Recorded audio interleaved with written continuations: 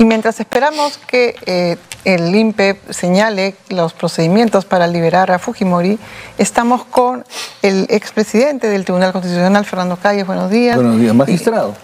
Presidente moral, decían también. Y con Juan José Quispe del Instituto de Defensa Legal para conversar de lo que implica esta decisión tomada el día de ayer por el Tribunal Constitucional. Buenos días, cuénteme qué opina de lo que ha fallado ayer en Monteagudo. Manuel Monteagudo acaba de decir en Nativa que no hubo un llamamiento a pleno, que no hubo el tema en agenda y que se enteró por redes sociales. Bueno, Paola, primero es muy grato estar contigo y en Nativa, igual que mi distinguido colega. Fíjate que lo que se trata es de una resolución, no es una sentencia, en la que por lo que escuché se pedía una reposición, presumo yo que es la defensa, pero yo le escuché al defensor decir de que iba a presentar una apelación por salto. Bueno, la apelación por salto no cabía ahí, pero el tribunal tiene una potestad, que es recibir si fue apelación por salto y considerarlo una reposición y resolver como tal. Esos documentos se presentan a los que han hecho mayoría en la resolución, o sea, son 6, los 2 que están al lado no tienen nada que ver, solamente a los 4 que hicieron mayoría. No sé si, en este caso, si el doctor Monteagudo diría, no lo han llamado entre los 4, ¿no? Porque si es dentro de los 6 que votó el voto singular, no tendría por qué él pronunciarse, pero los 4 sí.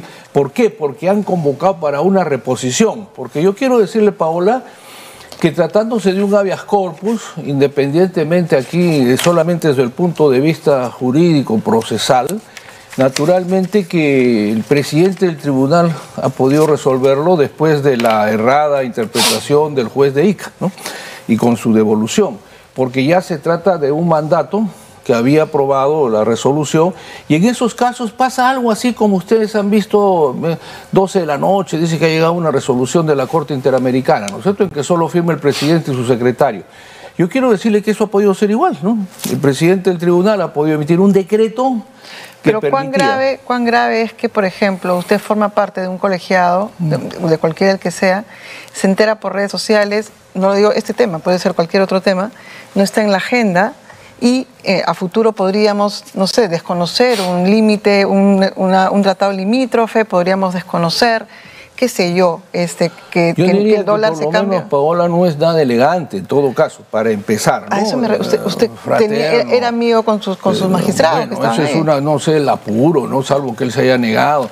Pero como le digo, inclusive no es elegante, es ha podido hacerlo el presidente con el relator, antes de que tengan que ver la reposición, ¿no? Ya ha podido emitir y el relator ha podido disponer que el secretario emite el oficio al INPE a fin de que se ordene la excarcelación. Yo veo aquí algunos procedimientos que se están demorando, ¿no? Cuando se quiere una cosa, el habeas corpus es inmediato, no hay, mi colega sabe la hora, nada, porque se trata de la libertad de una persona. Pero lo que usted me acaba de decir que para mí es nuevo, o sea, de los 4, uno, ¿no?, de ellos, de los 4, no ha sido llamado, no hay...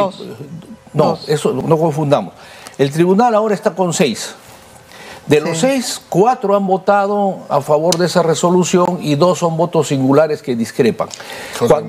Pero los 2, César Ochoa y Manuel Monteagudo, no fueron ni siquiera consultados. Para esto ya no es necesario, para esto, ¿no? O sea, para pronunciarse sobre la reposición, así le han llamado, porque el abogado dijo que era apelación por salto, ya solamente correspondía a los que han hecho mayoría. Entonces, hay 4 que hicieron mayoría de ellos, pero veo que también han firmado solo 3, ¿no? Entonces hay uno que, no sé, no le avisaron, o no sé si tiene alguna diferencia, pero esta resolución ya en la que se dispone, se ejecute la excarcelación, y tocan por primera vez algo sobre la Corte, ¿no? Porque en la resolución inicial no lo habían dicho, y esa es la que se está ahora aplicando, ¿no? Y la que se supone que ya debería ejecutarse. ¿Qué opina usted de lo que acaba de decir en Nativa Manuel Monteagudo sobre que no hubo ni agenda, no hubo pleno para tomar una decisión tan compleja como esta? Bueno, en primer lugar, buenos días, gracias Paola. Saludar al doctor. Es un gusto. Yo creo que me parece que inclusive procesalmente podríamos estar ante una resolución nula, porque si no se ha convocado a pleno, si faltan firmas, si hay un solo voto de los discordantes, o sea, el señor Domínguez Haro tiene un voto discordante y el señor Monteagudo ni siquiera lo han convocado para esa reunión, para ese pleno, entonces por lo menos su voto debió estar ahí como voto disidente. Si bien es cierto, concuerdo con el doctor en el sentido de que, bueno, los votos de mayoría son los que mandan, correcto, pero también están los votos de minoría, los que resuelven, pero también están los votos de minoría para expresar sus fundamentos de causa, ¿no? Y entonces, si no hay los votos, de los 6 votos vemos que solamente hay 5, y en realidad hay 4, porque falta la firma de uno de los 3 en mayoría. Entonces, si eso está así, estaríamos en una posibilidad de una nulidad de esta resolución que finalmente va a terminar ¿en dónde? Va a terminar en una situación en donde la Corte Interamericana de Derechos Humanos, que ayer ha emitido una resolución en la noche, ¿no? Pueda determinar si el señor Fujimori sale o no sale de prisión, porque estamos ante el mismo escenario de la vez pasada, ¿no? El doctor Calle dice muy bien, en el sentido de que, bueno, es el presidente el que está sacando la resolución, pero acá lo que se está viendo es que hay una resolución de la Corte Interamericana de Derechos Humanos en donde dice, un momento, no se ejecute la resolución del 4 de noviembre que ordena la libertad.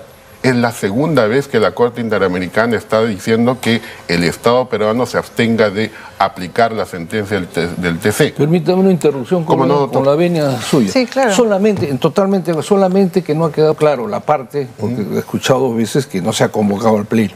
Para esta resolución, de la que es materia en este momento, no era necesario el pleno de los 6. Quiero en eso dejar claro porque por los usos y costumbres y la norma, el reglamento interno del tribunal, al menos hasta cuando he tenido el honor de estar, porque son muy modernos a veces. Pero por ejemplo, la semana pasada, sí estuvieron todos. Manuel, claro, para sacar la resolución. No, pero Manuel Monteagudo dijo que la semana pasada, dado que habían decidido como pleno dejar de lado al tribunal, a la Corte Interamericana de Derechos Humanos como parte, digamos, cualquier argumento de la Corte se sacó de la discusión. Él hizo un documento de 35 páginas donde dijo esto es más complejo, hagamos esto, y sabían de cómo él pensaba. Claro. Entonces, lo que nos ha dicho hoy día es que como sabía cómo él pensaba y se le veía como alguien que ya no estaba de acuerdo con ellos, y lo mismo a César Ochoa, ni siquiera les han comunicado. No solo es no elegante, lo que me decían es que ahorita están convocando una reunión que han pedido ellos de emergencia para que les expliquen lo que se ha hecho, porque sí, en eso sí yo concuerdo con usted que es, digamos, en la práctica el usos y costumbres, pero aquí se ha obviado a miembros magistrados de un alto tribunal como es el Constitucional y no se les ha informado de nada. Una cosa es que, claro, que no estén en la discusión de allí, pero que no te informen, que no te digan que va a estar en la agenda o en el pleno. Yo sí creo que allí... Mire, me parece perfecto que se convoquen, no que digan, pero quiero dejar nuevamente, quiero ser reiterativo, al menos siempre ha sido así. De una sentencia o una resolución en la que hacen mayoría 4, puede ser 3-2 cuando éramos 5, se hace la mayoría, y hay una aclaración, una reposición, cualquiera de estas consultas, ni siquiera se les comunica a los otros magistrados, solamente resuelven los que han hecho mayoría, porque son los responsables de esa resolución. Ahí hay 4 que son responsables de los que dijeron que procedía la libertad, ¿no? Y el doctor Monteagudo, como bien dice usted, eso va a servir para el interno de lo que van a estar y lógicamente es bastante delicado en cuanto al interno, cómo se haya votado, pero digamos procesalmente eran los 4. Lo que más me llama la atención es que de los 4 solo 3 hayan votado. No sé cuál ha sido la posición del cuarto de mayoría, ¿no? Sí, yo tengo dos. ¿Y ahí qué ha pasado entonces? Bueno, en primer lugar lo que van a reunirse y van a pedir explicaciones por qué no les han convocado. Es un auto, ambos son autos, ¿no? Son autos en donde curiosamente si hay usos y costumbres del TC respecto a que solamente los votos o los que van a votar en mayoría son convocados. Entonces la pregunta es, en el auto anterior que declaró improcedente la aclaración, precisión, ahí estuvieron todos y votaron todos. Claro, perdóname, hay una diferencia, porque es la resolución de fondo. Sí, este era un decreto, porque ya están ejecutando lo que votaron todos, los que hicieron 4. Pero ojo, doctor. Y 2 singulares. No es un decreto de mero trámite. Porque ¿Cómo se ordena la libertad? No, espérese un momentito. Porque están disponiendo y están determinando que la Corte Interamericana de Derechos Humanos no tiene competencia en este caso. Y en esto ya no hablamos ese es otro tema que vamos a dialogar. Porque, claro. Permítame, ese es otro tema, porque en la anterior resolución ni siquiera menciona. Es una resolución un poco ambigua, yo diría, por eso es que ha terminado y ha merecido la actitud del juez, ¿no? Yo no sé, innecesariamente han generado eso. Pero bueno, es el criterio de los 4. La minoría no está. Y entonces se ha presentado esto. Fíjese usted las variaciones, porque en todos los medios se dijo que incluso podía salir el INPE, cuando el INPE no puede soltar ni ingresar a nadie si no es vía un oficio, ¿no es cierto? Entonces, de ahí han tenido esto de reposición, supuestamente, porque lo que dijo el abogado fue, si usted se acuerda, apelación por salto. Como no cabe ahí, no sé qué hayan presentado, porque eso ya es un secreto, pero lo actuaron como una reposición.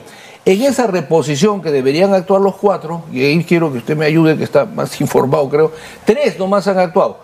El cuarto de la mayoría, ¿qué es lo que por qué no ha firmado? ¿No está presente? No sé.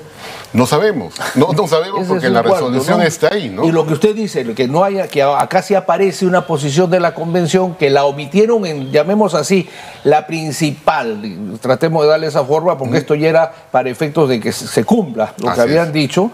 Definitivamente no tocaron nada. Ahora sí creo que han hecho referencia a la convención que usted está tocando. Justamente, ¿no? Entonces, si se está haciendo referencia a que nos apartamos de la competencia contenciosa administrativa, que no tiene ninguna validez, porque no es una sentencia, sino es vía ejecución de sentencia, ese es un planteamiento, ese es un fundamento de fondo. No es un fundamento de mero trámite. Y por tanto, sí han debido de convocar al Pleno. Porque una cosa es darle la libertad al señor Fujimori atendiendo a la sentencia anterior, y otra cosa muy clara es lo siguiente: nos vamos a apartar ahora sí de la sentencia de la Corte Interamericana de Derechos Humanos, que no son vinculantes para el Estado peruano. Ese es un tema de fondo y ahí han debido de estar todos. Por eso es que reclaman, dicen, oye, no se están pronunciando solamente sobre la excarcelación, se están pronunciando sobre si el Tribunal Constitucional va a acatar o no va a acatar las sentencias de la Corte Interamericana de Derechos Humanos. Por tanto, debieron estar todas las personas presentes. Pero, mire, con vuestra venia nuevamente, mi querida Paula, ¿no? Sí. En verdad, primero que no es una sentencia de la Corte, se trata de una resolución. Con eso no le resto categoría al convenio ni cosa. Lo que a mí me llama así la atención, yo quisiera saber, y ahora vamos a saber, si la posición de la Corte, que dice, no tanto como que me aparto, ¿no? Si no le resta y dice en estos casos, etcétera, se tiene que proceder. A mí me llama, que yo quisiera, siguiendo lo que más o menos estamos aquí interpretando, saber si es una posición del Estado. O sea, me refiero si es un anticipo de un retiro de la convención del fuero de la Corte Interamericana. Bueno, ¿no? Es un punto de quiebre. Pero fíjese, ahora hay una cosa ahí muy importante, Perdone, Paula. Sí. Okay. Aquí lo que debió es una palabra que me han enseñado que no debe ser muy agradable, ¿no? Pero lo que debería hacerse es, supongo que lo han hecho paralelamente a esto, y eso es un aporte, porque yo creo que más que salirse hay que hacer una reunión de cancilleres. Lo explico si me da cabida a usted después, pero concretamente a esto, yo creo que tendría que verse que el ministro de Justicia, nuestro representante en la OEA, haya y vea, no sé si ya lo ha estado haciendo en las horas, porque se trata de una cautelar de la Corte Interamericana. Entonces, ahí hay preguntitas, ¿no? ¿Una cautelar puede ser eterna? No lo sé, no debería, pero eso debería haberse sustentado allá, porque está el mandato, o sea, puede haber una modificación o aclaración en el sentido de que la cautelar puede haber caducado. Ahora, una cautelar pueden renovarla, ¿no? Cada cierto tiempo, eso es lo que quiero decirle, ¿no? A ver, lo que yo quiero decir acá es lo siguiente, ¿no? Si bien es cierto, lo que se está viendo es una cautelar, pero a nivel de lo que es el sistema interamericano, no se establece claramente si el Tribunal Constitucional va a acatar sentencias o medidas cautelares. No hay esa diferenciación, es solamente una resolución del sistema interamericano, para comenzar. Y dos, lo que dice el doctor es muy cierto, ¿no? Y ahora tenemos un gran problema en el ministro de Justicia. Acordémonos, antes de que se pronuncie el Tribunal Constitucional, el ministro de Justicia dijo: vamos a acatar la resolución del Tribunal Constitucional, pero existe una resolución del sistema interamericano. y es la que tiene mayor prevalencia. Pero inexplicablemente en la tarde sacan un comunicado, casi en la noche, en donde dice que van a acatar solamente la resolución del TC. Ahora yo me pregunto, la señora Dina Boluarte, el ministro de Justicia, el canciller, están en una situación bastante complicada. O nos convertimos en un estado paria y decimos, ¿sabes qué? La sentencia del TC, bueno, no la vamos a cumplir y vamos a cumplir nuestro ordenamiento interno, o estamos allanando el camino para retirarnos de la competencia contencioso administrativo, que es lo que quiere el Congreso y que es lo que quiere el mismo TC actual, no el anterior.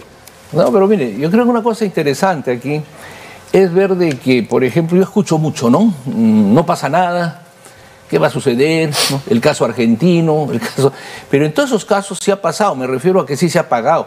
Es importante saber que la Corte Interamericana, la Comisión y la Corte, por la Convención de San José, sanciona a los estados, no a las personas. Y yo cuando escucho estas cosas, que comparto el dolor de los deudos, y nadie me habla de los deudos de ayer, 80 y tantos muertos, 72 muertos, que pesarían bajo la respuesta que tiene que dar este gobierno, porque la Fiscalía la denuncia no la menciona, ¿no?, en su acusación, curiosamente. Pero yo me pregunto y digo, si esto es así, si tendrá que decirse, yo me inclino más, es una posición muy personal, no de ahora, de hace muchos años, que creo que la Convención de San José, como el estatuto de la Comisión, no diría obsoleta, sino que requieren una renovación de acuerdo a la Convención de Viena. Pero eso requiere una posición más franca del Estado, pues decir, vamos a una reunión de cancilleres, ¿no?, y hacemos un trabajo con los otros gobiernos que estoy seguro que habría una coincidencia para actualizar algunas cosas que aparentemente limitan la posición autónoma de una soberanía, porque hace 50 años no había cortes constitucionales, todos eran gobiernos militares producidos por los republicanos, entonces han cambiado las cosas un poquito, ¿no?, que merecen, y hay estas cosas que se presentan. Yo no conozco, como me dicen, solo 25 países. Yo creo que cuando tú estás en un convenio, acatas o no acatas, tienes que ver esa situación y tiene que haber una justificación. Por eso yo insisto, fíjese, el indulto es indulto. Aquí la misma Constitución del 93 ha complicado las cosas porque dice la facultad del presidente es indultar de acuerdo con la ley. Entonces ahí ya se viene humanitario y un montón de cosas. La del 79 era más coherente con el principio del indulto, que es virreinal, casi monárquico, ¿no? La potestad. Así el señor Trump, por ejemplo, indultó a su abogado después de 2 años, 3 años, que tenía 30 años, creo, más de prisión, lo indultó. Es una potestad soberana que existe en muchos países. Pero aquí le hemos puesto estos agregaditos. Y yo recuerdo en ello, colega, bien, usted se acuerda del señor Cruzillá. Así es. Ya. El señor Cruzillá, y ahí está mi posición, pero yo estaba afuera, no me llamaron. El señor Cruzillá fue indultado. A la semana, dice, no sé, alguien lo vio saltando. No, en el supermercado, en la playa. Ya no tenía el marcapaso, en la playa. No sé qué situación. Y se pidió, y el gobierno lo revocó. Yo ahí sí tengo, el indulto no se puede revocar. El indulto es una potestad, ¿no es cierto?, soberana. Ahora, como es humanitario por razones médicas, yo hice una opinión ahí con mi colega, ojalá coincida, si al presidente lo han engañado los médicos tienen que ir presos, pues, ¿no? ¿Cómo van a dar un informe de su estado de salud que no es? Pero de ahí a modificar el indulto ya no, menos la Corte. Por eso, el problema en la Corte ha entrado, por eso dice, vamos a hacer un seguimiento para ver las condiciones si se están desarrollando. Ese es un tema ya que tiene que resolverlo. El tribunal ha fijado aparentemente una posición, ¿no? Eso es lo que tengo entendido. Ahora, yo quiero saber si esa es la posición del Estado peruano. Es que esa es la gran incógnita. Que se va a saber, aunque mi colega ha dicho que el ministro de Justicia ya sentó una posición anoche. Entonces, no, anoche no, antes de que se pronuncie la Corte. Antes de que se pronuncie el Tribunal Constitucional. Pero quiero decir algo, ¿sabe qué, doctor? colega? Este es un llamado, un requerimiento al Estado peruano. Ya no entra el tribunal. Y termino con esto que creo que va a ser importante. Permítame usted. Mire, Paola. Acá se dice, no pasa nada, no pasa nada. No, sí pasa, pero hay una cosita que hay que saberla, pues. Bueno sería que si yo soy el causante de esto, a mí se me sancione, se me va, qué sé yo. Pero no, nos van a poner, no sé, más adelante, 1 millón, 2 millones, 3 millones, una sanción pecuniaria, que la vamos a pagar los peruanos, porque no lo va a pagar ni el ministro de Justicia, ni el jefe de Estado, ni los magistrados. Entonces sí pasa algunas cosas que hay que manejarlas, ¿no? Yo creo que hay que reformar. ¿Y qué totalmente. pasa? Sí, termina. Sí, quería responder a lo que dice el doctor. En principio, sí, es cierto, ¿no? la Corte Suprema Argentina desconoció una resolución de la Corte Interamericana y no aplicó la resolución en un caso de periodistas. Y se toma como ejemplo, ¿no? Yo le escucho al señor Blume a decir, bueno, ese es el caso, pues podemos retirar y no pasa nada. Acá no es que no pasa nada, Paola. Acá lo que va a pasar es que el Perú, porque cuando se litiga ante el sistema interamericano, no es ante el señor Gutiérrez Tixe, no es ante el señor Morales Arabia, es ante el Estado peruano, y las sanciones son al Estado peruano. Por tanto, si las sanciones son al Estado peruano, por ejemplo, tanto ha luchado la señora Boluarte en ir a viajar al extranjero y decir y hacer convenios y demás con organismos internacionales, con empresarios, y lo primero que se van a preguntar esos empresarios van a decir, ¿y Perú hay seguridad jurídica?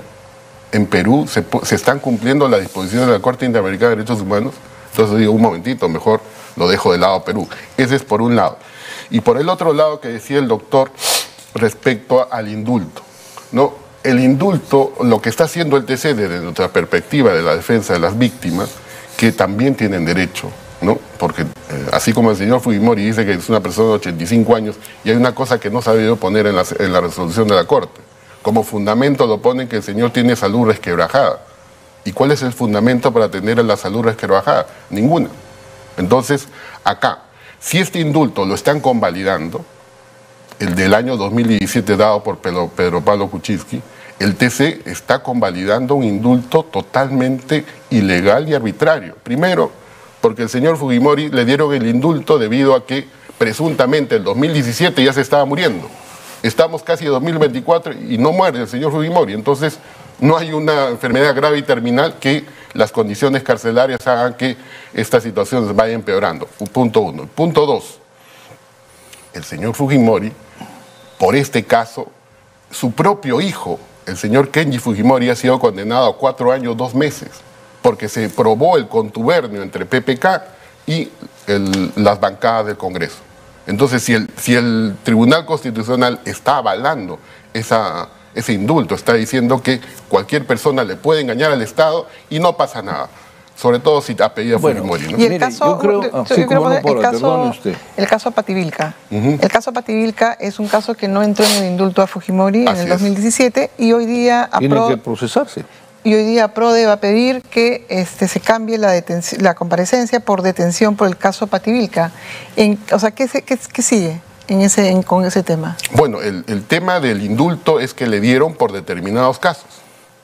Ahora que se le está procesando a Fujimori por el caso Pativilca, por ejemplo, eso no entra al indulto y perfectamente puede regresar a prisión vía pedido de una de las partes en un proceso penal, en donde en el juicio oral, que si ya se va a iniciar contra el señor Fujimori, lo que va a pedir la Fiscalía y la parte civil es que ese mandato de comparecencia que gozaba el señor Fujimori por ese caso, debido a que vamos a suponer que le dan libertad por esto, esperemos que no, hay un peligro de fuga y por tanto el señor se pueda fugar. Bueno, mire, pero yo quiero rescatar algo que es bien importante para todos los peruanos. No es el caso Fujimori el que nos quita garantía jurídica y desprestigio. Tenemos tiempo ya que la corrupción, que es una podredumbre, y la impunidad es la que hace que nadie quiera invertir aquí, porque ¿qué seguridad jurídica hay? No hay ninguna seguridad, si usted pero ve. Si le suma de que usted le está sumando, diario vamos sumando cosas como las del gobierno. Ahora, la Corte Interamericana. No, yo lo entiendo, fíjese. Por eso ahora vamos, cuando usted me pregunta del indulto, bueno, no lo abarca, pues ahora se verá, en ese proceso la sala verá qué decisión toma, si le da detención preventiva o si no. Es como el caso del presidente, del profesorcito, el profesor Castillo, ¿no es cierto? Ok, si la Corte dice que debe el golpe, qué sé yo, pero tiene como 10 detenciones preventivas por una cantidad de delitos de corrupción. Entonces acá será algo parecido, porque indulto nuevo ya no le pueden dar porque tiene que ser una condena firme. Una amnistía, si quieren darle a Fujimori, se la pueden dar. Pero entre tanto el proceso, y ahí verá la sala si es que le dan detención preventiva o si simplemente sigue en comparecencia, ¿no? Eso ya es una decisión procesal de acuerdo a las garantías que puedan haber en el caso Pativilca. Y otros que seguramente, porque no es solo él, ¿no? Yo supongo que son varios los procesados, porque acá nos olvidamos, siempre sale, perdone Paola, y esto veo hasta ahorita con la fiscal, crimen organizado, sale una lista, ¿no? Todos están libres, ¿no? Igual con el Consejo Consejo Nacional de la Magistratura. Por eso digo que es terrible la falta de garantía jurídica y la imagen del país. Sí, para esto, creo que no debemos perder el norte del contexto que estamos en estos momentos, ¿no? El contexto donde la señora fiscal de la Nación está jugando su último cartucho para no salir, ¿no? Para no salir, digamos, expectorada o suspendida de la Junta Nacional de Justicia. Pero en primer lugar, estamos hablando que ayer en el Congreso prácticamente le han lavado la cara, le han pretendido lavar la cara a la fiscal de la Nación diciendo que, pobrecita, es una señora que merece toda la atención de nosotros, cuando su propio asesor ha dicho, los chats son míos y quien me mandaba a hablar con los congresistas era la señora fiscal de la Nación. ¿Qué más pruebas se necesita indiciarias para comenzar la investigación? Yo creo que ese contexto hay que verlo también. ¿Qué se ha tocado ese tema, Paula? Me permite, porque hay una confusión en el sentido de lo de la fiscal. Yo he escuchado decir, la Junta de Fiscales tiene que... No, un ratito. Una cosa es la Junta de Fiscales, otra es la Junta Nacional y otra el Congreso. Sí, ¿no? sí. Así que son tres cosas diferentes. Pero se equivoca mucho en la prensa cuando se habla, ¿no? Perfecto. No, aquí creo que no. No lo sé, Paula, pero si servía de algo mi opinión. Buenísimo. Muchísimas gracias. Hemos estado con Juan José Quispe, Fernando Calle. Ha sido una conversación muy rica y creo que todos hemos disfrutado toda la información que ha salido de esta conversación. Vamos a una pausa y regresamos con más en la mañana. Gracias, Paola, colega. Gracias, que Dios se apiade de nosotros. Gracias.